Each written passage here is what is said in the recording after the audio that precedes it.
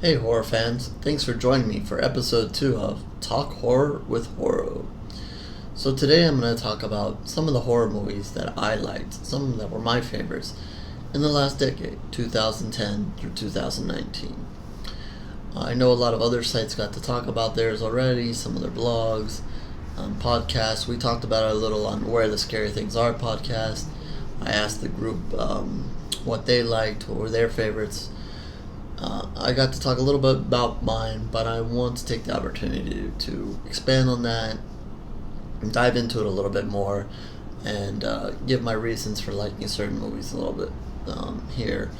And I'm also going to throw out some movies that maybe had an effect in that decade. You'll know what I mean when I get to it. Movies that couldn't be ignored, and when you talk about this decade, you're going to have to bring those up, whether you liked them or you didn't. Again, I'm going to stick to movies that I liked, not movies I disliked. You can go across the decade and see all the remakes and sequels that probably weren't needed or it could have been, just we didn't need them. But, to their credit, there were still some good remakes and so forth and sequels in there. But you won't find too many on my list. And if you've listened to me on the podcast, you'll understand that. So let's see. Let's start with 2010, which seemed to be a good year. Lots of good horror in 2010, but two really stood out to me to start. And the first is a horror comedy. And if you know me, horror comedy is not my thing. I'm blood and gut slasher, as I talked about in the first episode. So, there were some good horror comedies before this, obviously, and I saw some and whatever, but it just never, I never really wanted to dive into that. But this movie, Tucker and Dale versus Evil, really jumped out at me, and I know a lot of you guys like it, and I think it's a good way to start this and a good way to start the decade talking about this movie. Because it was a little bit of a surprise movie also. Not big marketed, not, one that everybody knew was going to happen and coming. And even myself, I just kind of stumbled upon it and started to see that a few people liked it and was like, okay, I'll give this one a try. And definitely one of the funniest, probably top 5 on maybe some people's list, if not top 10 as far as horror comedies, regardless of decade. So, if you have never seen that one, definitely check that out if you're in the mood for a good horror comedy. Really funny stuff there. And also with these movies, I'm not going to really get into the plots and so forth of these movies. I'm just going to talk about whether I liked them or not and about that. So, the next movie I'm going to talk about is actually a remake. One of the few you find here. And that's Let Me In. I also liked Let the Right One In. And, I think about it over time, which one did I like more? Very hard. A lot of people clearly know which one they like. I don't. I enjoyed them both. I love the story. I love, it was a little harder in the foreign version to judge the acting because you didn't really know what they were saying. But I love the remake, the English version as well. Again, one of the very few times that I'm going to jump in and say that I really, really loved a remake. But it's just a fabulous story, and that's probably why it works so well, is just because of the story. And, I'm not really into horror comedies, and I'm really not into touchy stuff. I guess there's a certain romantic aspect of that or relationship in that movie, and I don't usually get into that either. But so I started 2010 off with movies that maybe I'm not typically into, but really enjoyed and a good way to start the decade.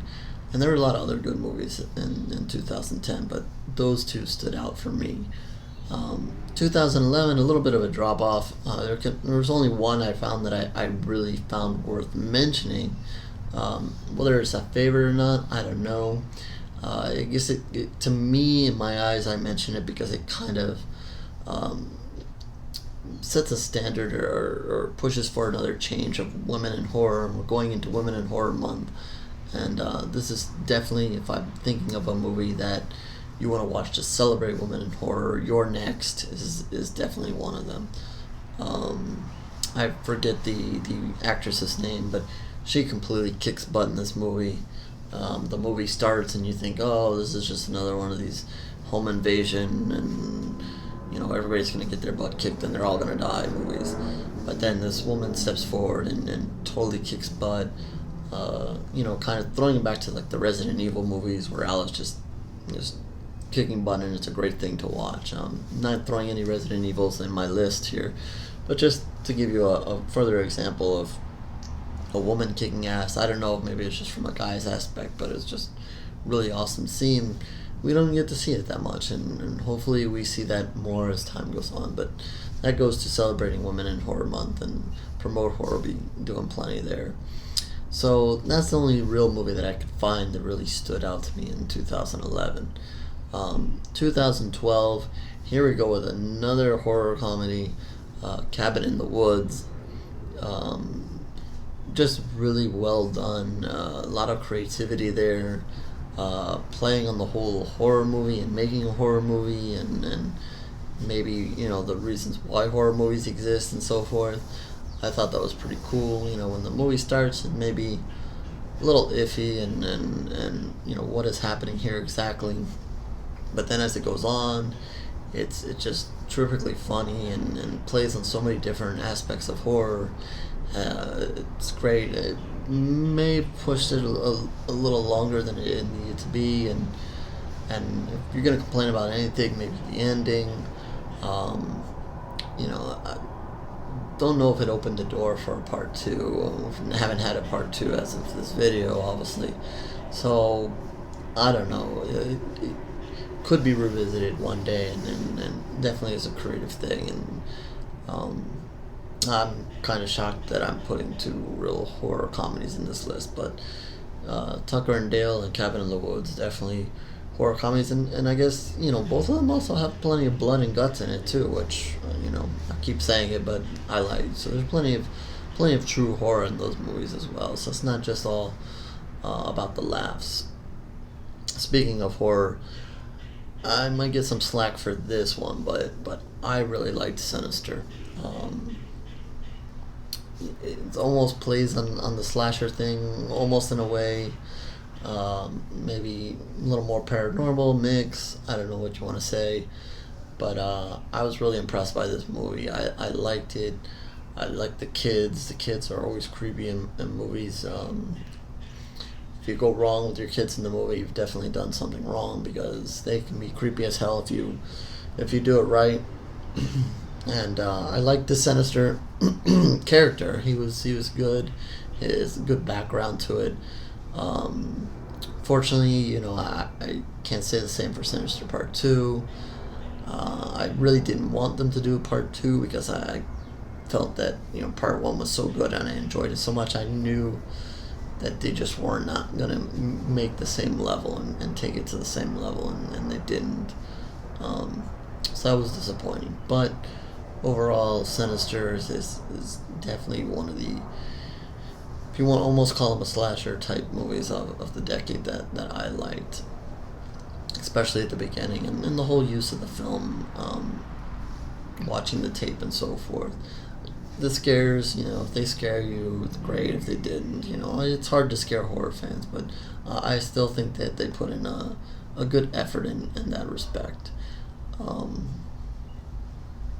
Let's see. 2013. Okay, so I mentioned that I'm going to throw in some movies that you can't go without mentioning, and the first one here is The Conjuring. I think it's really good. I like it.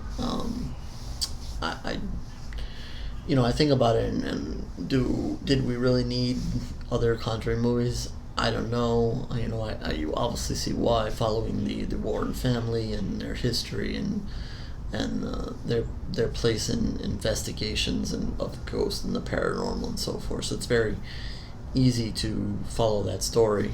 But I probably wouldn't throw it in my favorites list of the decade, but I feel that you have to mention it when you talk about this decade, because not only of it, but it had its sequel. We're out of the decade now, but it's going to have a third part. But it also spread out, and there's more movies in the Conjuring universe now, and it keeps growing and growing. Annabelle, The Nun, and so forth. Looks like, there's some other titles they want to do, which I don't know if they'll end up doing or not. But when you have something that creates so much horror and expands like that, I think you have to mention it, because you can't go through this decade and not see one of these movies from the Conjuring universe in it. And we can argue, did you like Annabelle? Did you like The Nun? Did you like this one or not? That's fine. I don't believe I've included any of the other movies. And again, I only mentioned The Conjuring because of this effect, not necessarily because it was one of my favorites. I definitely think it's a good movie. And if you're not familiar with The Conjuring or the series of movies that came out based on that, I would say find something you like and check it out. If you're liking the paranormal, you can go with The Conjuring. If you like creepy dolls, you can go with Annabelle. I'm not going to say too much about The Nun. I don't know about that one. But it's a whole series, and they really try to also scare you. They really put forth an effort to scare. And some movies, it's about the killing and so forth. But I think this series really is a series that really gives a good attempt to scare. Of course, horror fans are hard to scare. And I'm hard to scare, and I don't know how many times The Conjuring has really scared me. But if you're looking for a series of movies that's really aimed to do that, you can go there. Let's see. Here's another remake that was mentioned, and I know it was high on another site's list of movies in the decade, and that's one of the reasons why I bring it up. And that's the Evil Dead remake. And I didn't have a problem with that. It was bloody as hell. I obviously like bloody as hell. I didn't think it did a specific disservice to the original. I thought it was really good. Is it the best movie of the decade? I don't think so. If the other side hadn't mentioned it, would I be mentioning it? Probably not. Maybe some bias because it was a remake. I would much prefer to mention original stuff and give credit to original stuff. But, now they're going to do more Evil Dead, and, are they going to do an Evil Dead sequel based off of that movie? I don't know. I'm obviously in support of the Evil Dead. I like the series, I like the movies, you like Ash, and so forth, but I don't know if I'm going to sit here and say that was my favorite of the decade. And again, everybody has their favorites. I'm not trying to slam anybody here. I'm sure by now you're already like, oh my god, what is this guy talking about with some of my picks already. But I don't think I would have included this on this list. And another movie, which I'm going to mention now, kind of like The Conjuring, is only on here because of its effect of what it's done after it was presented, and that's The Purge. Again, I'm not a big fan of The Purge 1, and as a matter of fact, if you've read any of my reviews for The Purge, I really thought Part 2 would have been a better place to start, and then they could have done Part 1. To me, that just makes more sense. Again, I'm only mentioning it because now we're several sequels down the road. Everybody has their opinion, some good, some bad. I really always enjoyed the aspect of The Purge and what they're trying to do, what they're talking about. I always thought it could do more, it could do better by focusing more on what's going on in the streets and the deaths and the horror part of it, the killing and stuff like that. But it's a movie, so they have to tie it down to some characters and build up a relationship between the characters so that you can feel bad when they die and so forth. And that kind of, to me, distracts from the point of it. I would rather see the chaos that's going on in the street and see the murder, mayhem, and all of that's going on. instead of the moments in these films where they're following the people and their background and why they why they have to save this person and that person and whatever. Don't save anybody. It's the Purge. Let people die. So really, I'm not throwing in the Purge as a favorite. I really liked Purge 2 better than Purge 1, and I'm not gonna sit here and rank all the other ones.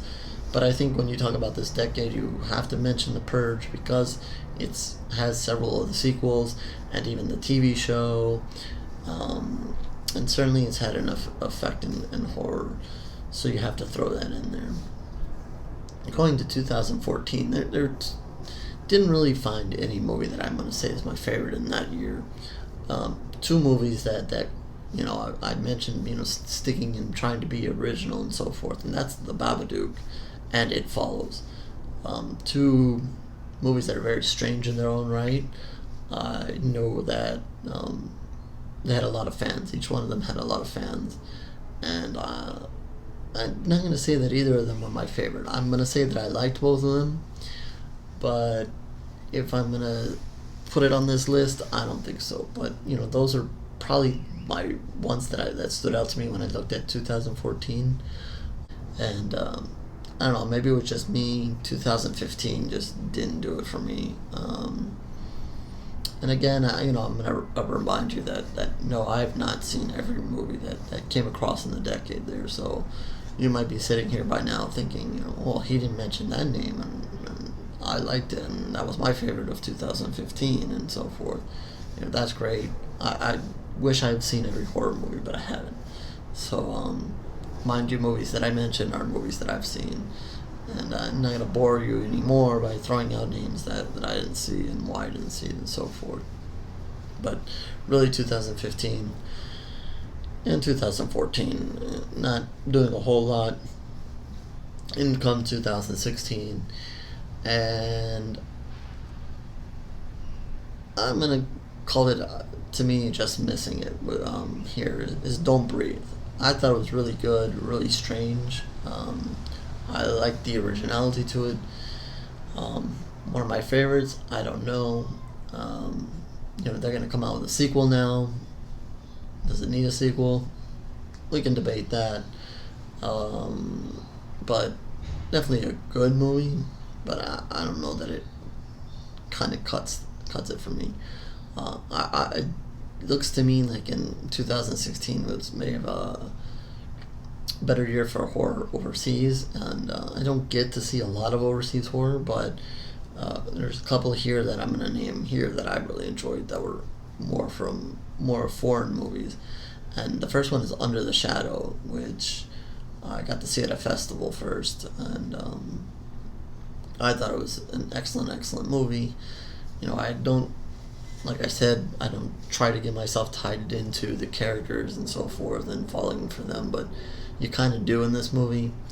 And I give it credit that it's set in a place that we don't see a lot of, and not a lot of horror movies are set in this atmosphere. And so it also kind of plays in the politics of the time and the era and the place that it is. So if you're unfamiliar with that name, definitely check that out. I would say that's borderline on my favorites, but if we're looking at 2016, I have to throw that in. Now the next two that I'm going to mention are definitely on my favorites, and one that I go to bat for all the time, and that's a movie called HorrO. Fantastic. And again, if you're talking women in horror, this basically follows two sisters, a younger and older one, and a little bit about cannibalism and so forth, and it is terrific. Regardless of the subtitling and having to read through all that, I was just amazed at everything that happened in the movie, and a huge fan of it. I give it the rare 5 pools of blood on HorrO Score reviews. So for me to do that is pretty big, as I don't typically do that. But I enjoyed it that much. And again, it's a movie I'm glad I got to see. Almost missed it, but I'm definitely happy that I got to see that. And the other movie, which I didn't see back then, and forever, if you've caught me, I've been mentioning that I haven't saw it, and I just recently saw it, is Train to Busan. So this is basically the first time that I'm really getting to say that I really loved it, and now I see why everybody really loved it, and I see why it's on everybody's list, and I'm definitely excited for the sequel, whenever that comes out. That's supposed to be this year. I don't know if that means we get to see it this year, or maybe we have to wait a little longer, but freaking hell, those zombies in that movie were crazy. I wish I knew the filmmaking they did behind it. Just a crazy film, and I ain't gonna expect that from coming from that side of the world. They have a lot of creepy stuff, and they just did the zombies right this time. And I'm gonna mention another one in the next year that came out that I also love. It's based on zombies, but done in a different way. It's more about the filmmaking aspect than the zombie aspect. But the zombies in Train to Busan are just fabulous. Crazy, bloody, and everything. If you've not seen that one, definitely check that out.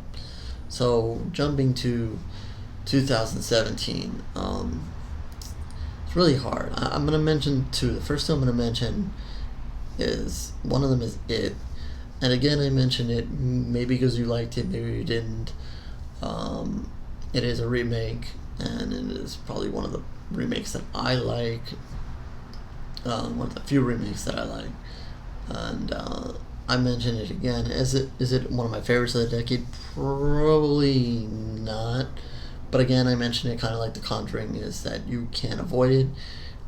It was much hyped, much talked about.